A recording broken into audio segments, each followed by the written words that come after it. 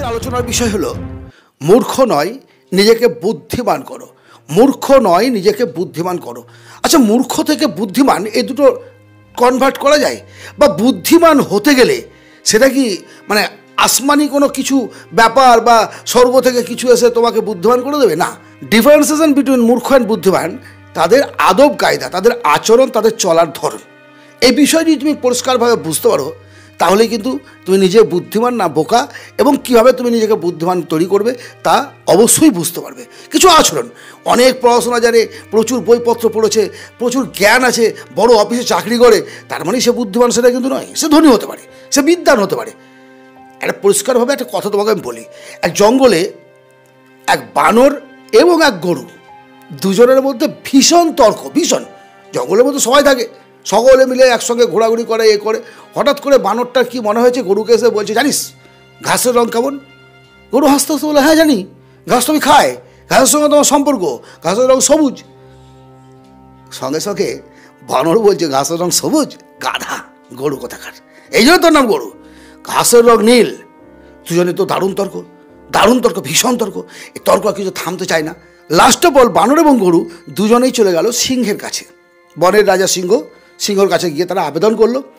গরু বললো যে ঘাসের রং সবুজ আমি বলেছি, আর বানর বলছে আমি বলেছি নীল। কোনটা ঠিক মহারাজ আপনি বলুন? কারণ মহারাজের সিদ্ধান্তের উপর নির্ভর করে সঠিককে, সঠিক ভুলকে। সিংহ মৃদু হেসে বললো, বানর ঠিক, বানর ঠিকই বলেছে। গরু তো অবাক, এ কি কাণ্ড! রাজামশাই পর্যন্ত বলছে ঘাসের রং নীল। বিমর্ষ, হতাশাগ্রস্ত হয়ে সে রাজদরবার থেকে বেরিয়ে মাঠে আবার নিজের কাজে চলে গেল, নিজের মতো করে ঘাস খেয়ে ইত্যাদি ইত্যাদি করে। আর বানর তো মহানন্দে লাফাতে লাফাতে চলে আসলো। সময় যায়, সবাই কিন্তু হতবাক। ওই বিচারালয়ে যতগুলো প্রজারা ছিল, যতগুলো তার সেনাপতি সৈন্য ছিল, সকলে অবাক যে রাজামশাই এ কেমন বিচার করলেন। কিন্তু কেউ সাহস পায় না, তো রাজাকে তো বলার কোনো ক্ষমতা নেই। একদিন করেছে কি, এবার চলছে, ও চলতে চলতে চলতে চলতে হঠাৎ করে একদিন রাজামশাইয়ের সামনেই বানরটা দেখা। বানরটা যেই রাজাকে কিছু একটা বলতে যাবে, তখন ঝপ বলে একটা থাবা মেরে বানরটাকে মেরে দিল।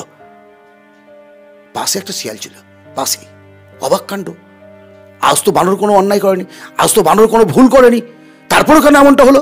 এরকম হওয়ার কথা নয়। শিয়াল জিজ্ঞেস করলো, রাজামশাই এর মূল কারণটা কি? আপনি কেন এই সামান্য একটু ভুলের জন্য বানরকে মারলেন আর সেদিনকে মারেননি? রাজামশাই গম্ভীরভাবে বললেন, সেই দিন যদি আমি বানরকে মারতাম তাহলে তোমরাই বলতা প্রজা যত সমস্ত আছে রাজা তার ক্ষমতার অপপ্রয়োগ করলো, সামান্য একটা ভুলের জন্য বানরকে মেরেছে। তুমি জানো সেদিনের ঘটনার পর থেকে বেয়াদবি কতটা বেড়েছে? বানর বাঘের পিঠে লাথি মেরেছে, বানর হাতির পিঠে লাথি মেরেছে, বানর ছুঁচো মেরেছে, বানর বড় বড় জন্তু জানোয়ার জিরাফ টিরাফের গলা ধরে ঝুলেছে। অর্থাৎ প্রত্যেকের সঙ্গে এত বেশি বেয়াদবি করেছে যা সহ্যের অতীত। সেই সুযোগই খুঁজছিলাম।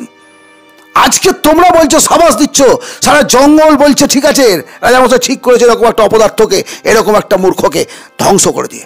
কিন্তু সেদিন তোমরা বলতে না। মোরাল অফ দ্য স্টোরি কি বলো তো? মূর্খ মানুষের সঙ্গে তর্ক করতে নেই, মূর্খ মানুষের সঙ্গে বন্ধুত্ব করতে নেই, মূর্খ মানুষের কাছাকাছি যেতে নেই, এমনকি তার ছায়া পর্যন্ত বাড়াতে নেই। জীবনে যদি সফল হতে চাও, সাকসেস হতে চাও, নিজেকে বুদ্ধিমান করো, নিজেকে বুদ্ধিমান করো। অযথা কারোর সঙ্গে তর্ক করবে না, অযথা কারোর সঙ্গে বাঘ বিতণ্ডা এই সেই ভালো বোঝানোর কোনো প্রয়োজন নেই। তুমি জানো যে তুমি সঠিক বলছো, তারপরেও বলার কোনো প্রয়োজন নেই। কেউ যদি বলে সূর্য পশ্চিম দিকে ওঠে, তাই বলুক না, সে অন্য কোনো জায়গায় ঠিক জব্দ হয়ে বাড়ি চলে আসবে। তোমাকে দায়িত্ব নিতে কেউ বলেনি, তুমি নিজের দায়িত্ব নাও, নিজে মানুষ হও, নিজে দাঁড়াও, নিজের মেরুদণ্ড সোজা করে দাঁড়াও। আর তার জন্যই বলছি নিজেকে বুদ্ধিমান তৈরি করো, বুদ্ধিমান তৈরি করো। ভালো থেকো। আজ এই পর্যন্তই।